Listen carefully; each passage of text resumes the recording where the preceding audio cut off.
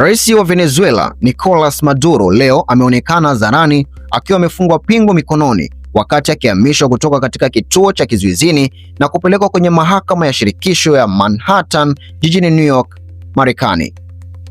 Maduro anatarajiwa kufanya muonekano wake wa kwanza mahakamani leo, hatua ambayo ni mwanzo wa mchakato wa kisheria dhidi yake kufuatia mashtaka mazito yanayomkabili nchini Marekani.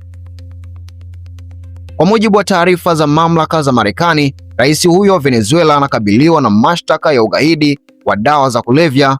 ikiwemo madai ya kuhusika katika kusafirisha kiasi kikubwa cha dawa za kulevya aina ya cocaine kwenda Marekani, pamoja na tuhuma za kushirikiana na mitandao ya uhalifu wa kimataifa. Maduro alihamishwa kutoka katika kituo cha kizuizini cha Metropolitan Detention Center Brooklyn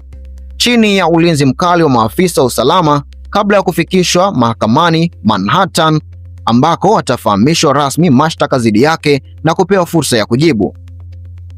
Hii ni hatua muhimu katika kesi inayotajwa kuwa ya kihistoria, kwani inamhusisha kiongozi wa juu wa nchi ya kigeni kufikishwa mbele ya mahakama ya Marekani,